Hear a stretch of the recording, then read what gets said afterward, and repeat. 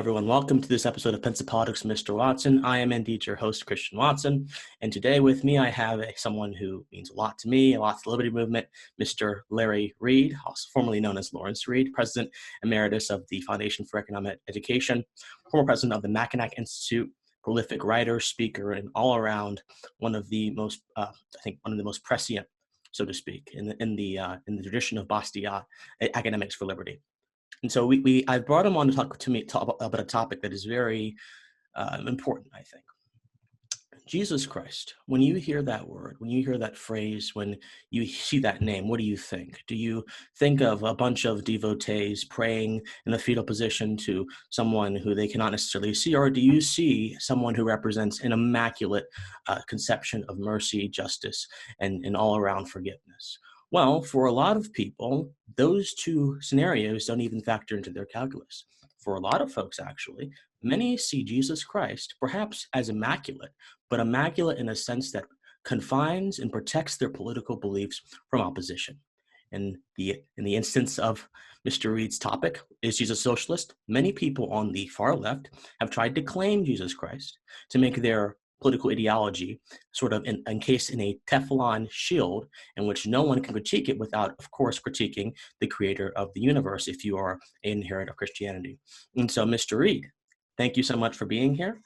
Your book is amazing. The Prager University video, which got about 1.3 million views last time I checked, was equally amazing. But before we get into any of that, tell me, what do you think about what I just said? Do you think that a lot of people do indeed use Jesus Christ to encase their political ideology in an inviolable shield that protects them almost indefinitely from criticism? Well, first of all, thank you very much, Christian, for having me. I appreciate it and looking forward to our discussion.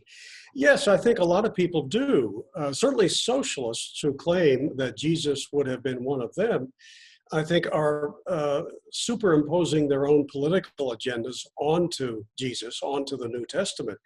And that if they actually read carefully what Jesus had to say, there's no way that you can say with any coherence and any wisdom that Jesus was sympathizing with the ethics of socialism or the economics of socialism in any sense. And that's what I discuss in detail in my new book.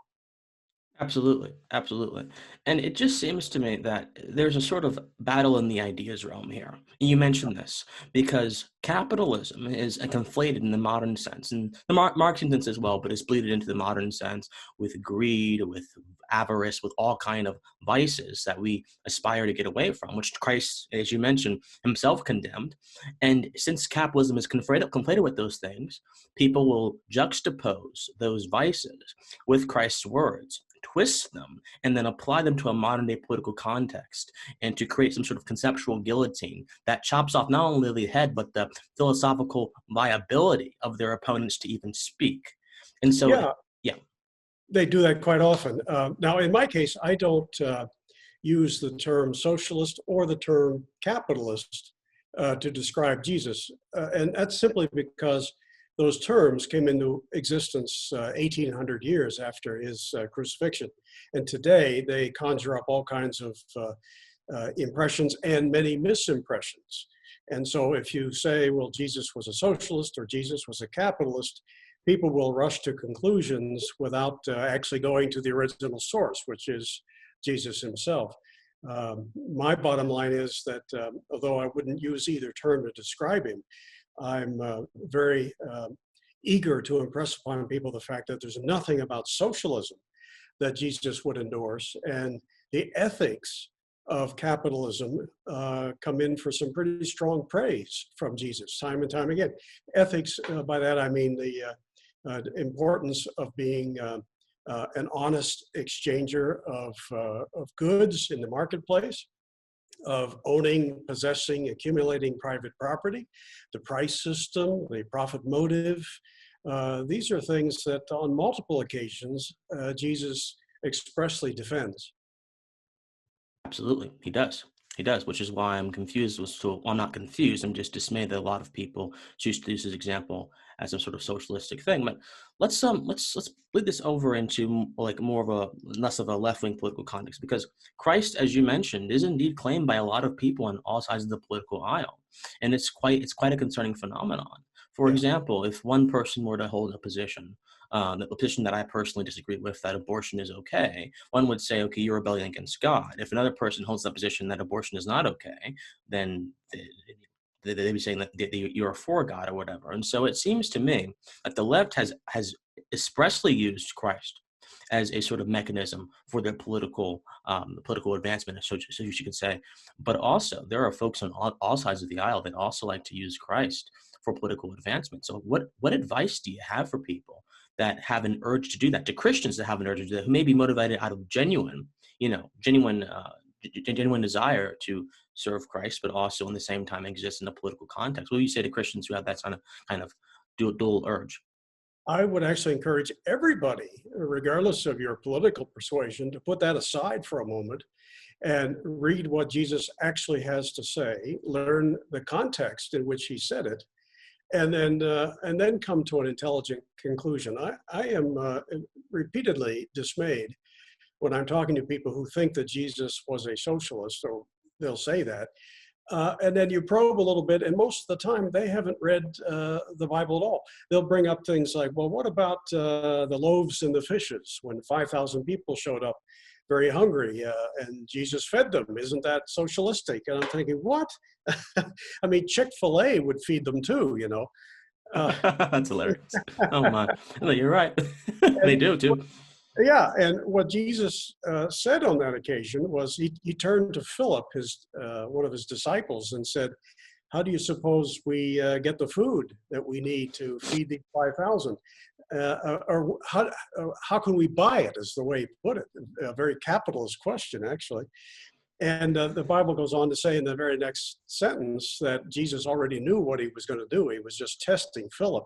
Well, then he did what he planned to do, which was to magnify the 5 loaves of bread and the 2 fish they had into enough to feed everybody. He used his own unique power to increase wealth, not to divide the pie differently. He didn't tell his disciples, why don't you go find a neighborhood of rich people or maybe a grocery store and a bank and raid those places and bring the loot here so we can divvy it up to the people in need. That would have been the socialist response, but of course he didn't do that. Right, exactly. And the fact that he used his own creative genius to produce this value to people was actually quite capitalistic, as you mentioned. It's quite capitalistic. There's no place in the New Testament, whatever, where Jesus advocates the political, coercive, compulsory redistribution of wealth. He's even confronted by a man in the 12th chapter of Luke, who makes a kind of social justice, redistribute the wealth request of him.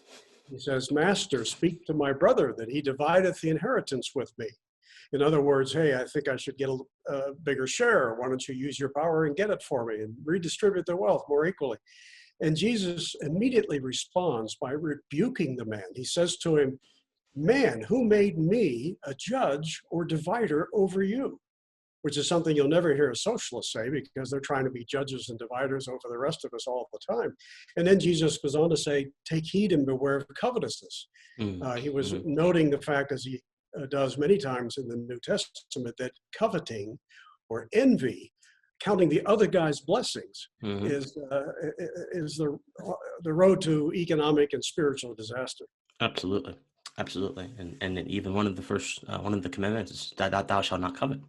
Yeah, Even. that's right. It's actually the 10th commandment. I like to say, Jesus or God, in the case of the 10 commandments, God gave Moses those commandments, and number 8 was "Thou shalt not steal." There's a period after that. It doesn't say "Thou shalt not steal" unless you really think you could spend it better than the guy who earned it. And then I like to think that when God came to the 10th one, he said, some of these humans aren't going to get it. And so I better add number 10, because it's often a motivation for stealing. And that was "Thou shalt not covet." So the Bible's pretty clear that private property is sacrosanct, and you don't claim it just because you want it. There is such a thing as the other guy's stuff and you don't seize it, that's stealing. And I think the deeper question here also is, the only reason a lot of people, like the Democratic Socialists of America and other kind of agitating organizations, the only reason they're even using Christ's example as a sort of mechanism, a catalyst to push their desires, is because they are conflating, as I mentioned earlier, capitalism with greed and avarice and other kind of ills, and socialism with the opposite of that. So the deeper question I'm going to ask you, and you as an academic and a person of history, I'm sure can answer this. Where do you think, okay, what was the first instance in your personal research where you saw Christ referenced to as a socialist, number one? And a deeper question, where do you think along the line, what time period, what event triggered the idea that capitalism itself is a mechanism of greed and not of actually voluntarily producing value for other people? Okay, now the first question was, uh, I had it in my head here a The second first ago. question was, along your study, when was the first instance you saw Christ deemed a socialist? Yeah. Yeah, in my case, I think I heard it when I was a teenager. And I remember at the time, it bothered me for a long time. I ended up writing an essay for a class in college on this very subject. And so it's been percolating in my mind for a long time. But that would be, 50 years ago when I first heard it in one form or another. Wow. At that young age, in my mid-teen years, I was only then coming alive with, in terms of reading and learning about ideas of freedom and free markets. And I was also a budding Christian at that time, and I couldn't put these two things together. I thought, wait a minute, everywhere I look around the world, the countries that are socialistic are poor. Foreign aid is always going in their direction, not the other way. And they are also repressed. People don't have, in fact, the more socialist the country is, the more repressed the people are, and the more they want to get out. And I thought, I can't believe that Jesus, a man of peace, man of love, would be advocating that we concentrate political power in the hands of politicians and create the kind of endlessly failed outcomes that socialism produces. So, but it just took a little time for all that to gel in my mind until I finally wrote a book about it. Yeah, two and two came together. And Yeah, so, this idea about capitalism being equated with greed, when did many folks point to the Gilded Era, which is, I think, is a terribly misunderstood era. I think it was actually a very good time of a lot of value being produced, a lot of industry being produced. But many folks point towards the Gilded Era as the time when the true colors of capitalism, like the Hydra head, the dragon of capitalism was revealed or whatever. I don't know. What do you think about yeah. all that? Well, by capitalism, of course, we mean economic freedom. We mean Right, the ability to start a business, to own property, to accumulate more, to serve customers, right. to respond to the price system, to suffer the slings and arrows of failure from time to time, as well as reap the rewards of occasional success. Um, the hostility to that is really ancient.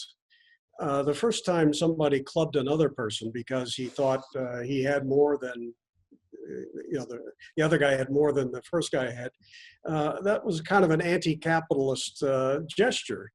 And even in the Old Testament, you have many prohibitions against envy. In Proverbs, there's a particularly good passage that says, envy rots the bones. Mm. Well, the context is usually a system where somebody has earned more. Now, sometimes they may have more because of political connections or deceit or fraud or force.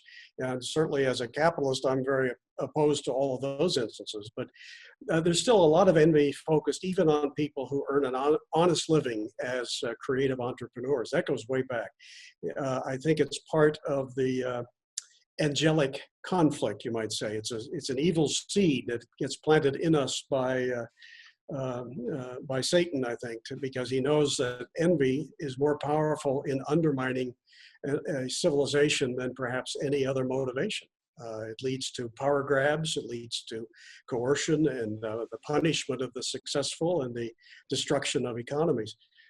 So it's really old, but it was certainly magnified in the mid-19th century with the coming of Karl Marx, who created an entire way of thinking that was murderous in its predicted outcome and anti-human nature from the word go. And Marx was just dripping with hatred for productive people. He was anti-Semitic, and he hated the Jews because he saw many of them actually more prosperous than he was.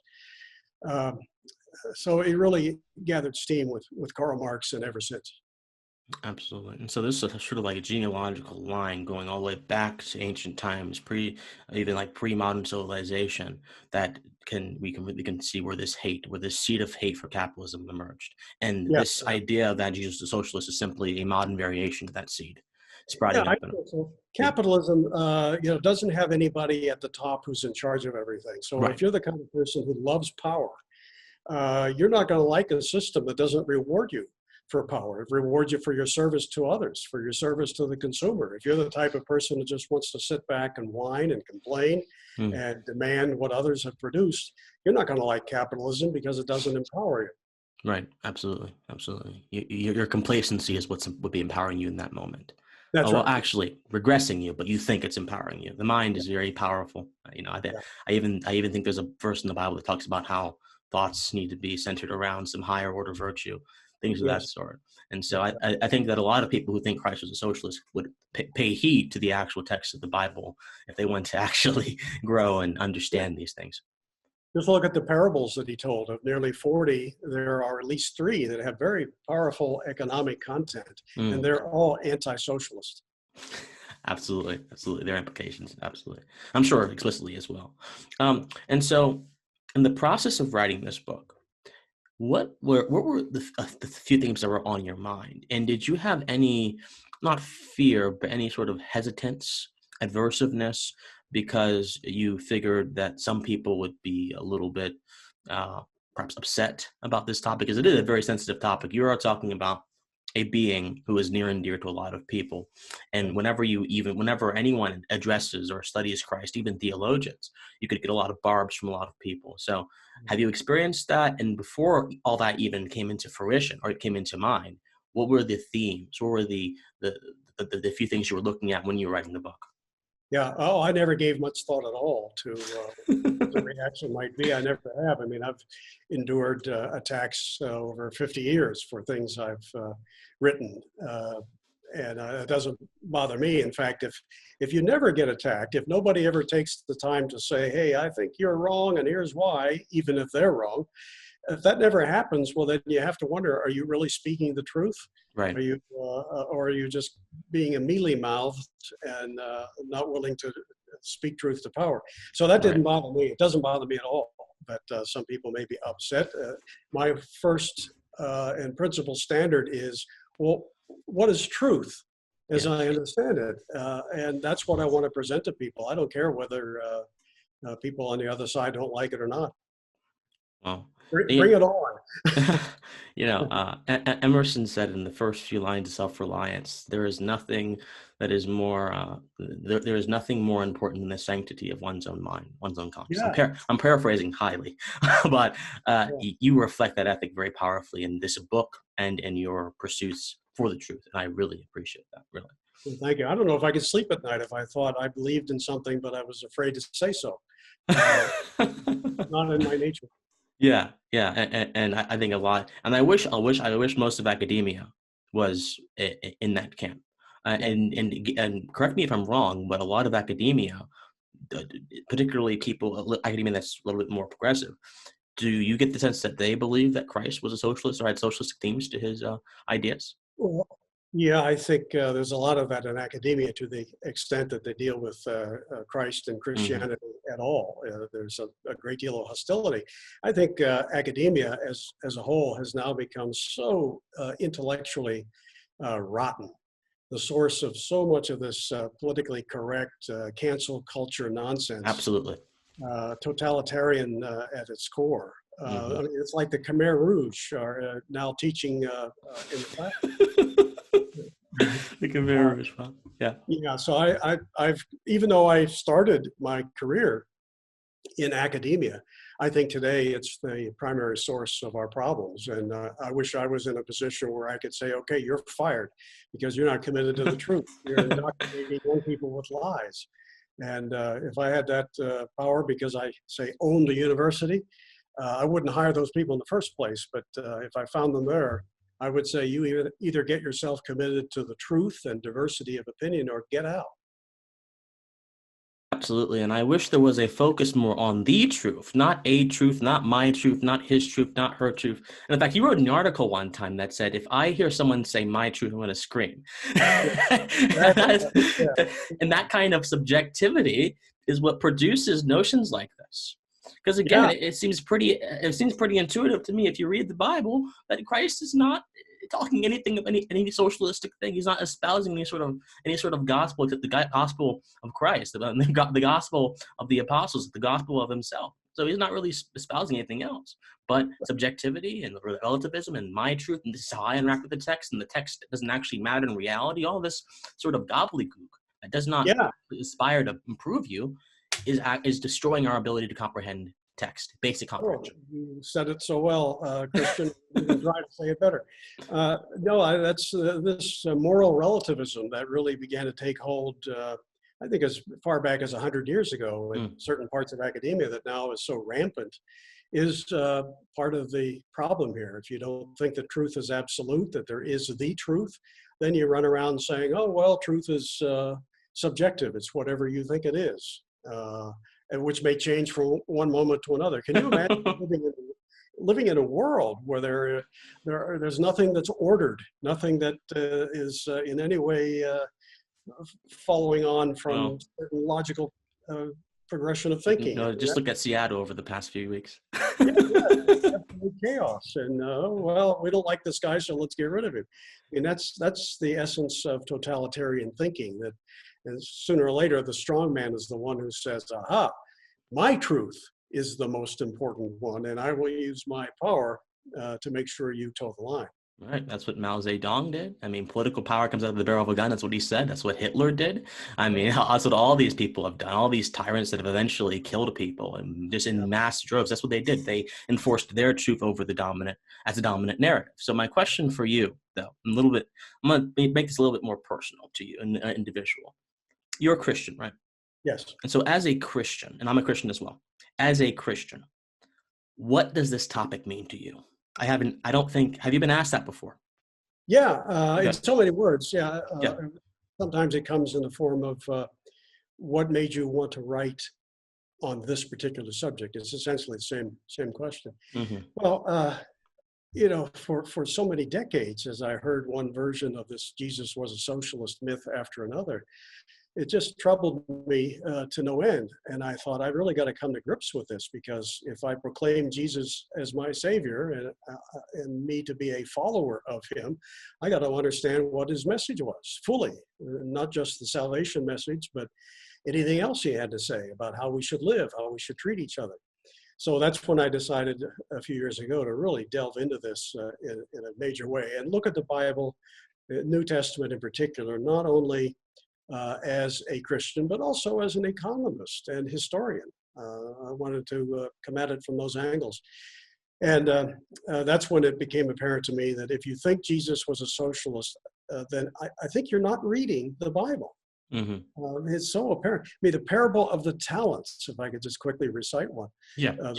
Pro-capitalist. Jesus tells the story of a man leaving his estate for a period of time, and he trusts three different people with different amounts of his wealth. And he says, when I come back, I'll check with you to see what you've done with it. And he comes back, and the first man says, oh, you'll be happy with me. I have just the amount that you trusted me with. I buried it in the backyard. Well, Jesus rebukes the man, essentially saying, what? You didn't do anything with it? How dare you? And then he goes to the second man. What'd you do with what I entrusted you with? And the man said, oh, I doubled it. Mm-hmm. And he gets praised. And then the third man, he says, oh my gosh, I'm paraphrasing here, of course, but he says, I magnified it by a factor of 4 or 5. And he's the one that Jesus offers the greatest praise to, even to the extent of saying, we're going to take what we gave the first guy and give it to the third guy because he knows how to magnify wealth. And then in the parable of the workers in the vineyard, you have Jesus through the man who's central to the story, a vineyard owner, actually telling workers, hey, didn't I pay you what I promised? Quit complaining. You signed a contract. I gave you what I promised. Now get out of here. It's my money. Things like that you'd never hear from the mouth of a socialist. But those are the stories that Jesus told, and they are powerfully supportive of things like voluntary contract, keeping your word, free exchange, private property, and even supply and demand. Absolutely. Wow. Well, and that's just a simple reading of one of the parables. Yeah. That all that content from one of the parables. So if you actually look at the holistic truth that Christ espoused, and John and all the books of the Bible, you can write a book like you did. I even heard many times, I've heard people say, what about the Good Samaritan? Doesn't that make the case for a welfare state? Because the Good Samaritan helped. And I have to point out to people, read it. What does the Samaritan do? Does he say to the man along the road who's been beaten and robbed, does he say, oh, well, you need to call your social worker, or maybe there's a program from the government later? No. The reason we call him a Good Samaritan is that he chose to help the man of his own free will and through his own resources. And if he had done any of those other socialistic things, hey, depend on the government, see you later, we would think of him today as the good-for-nothing Samaritan. So let me ask another question. This will be like my next to last question, because we're running on time. But let me ask another question.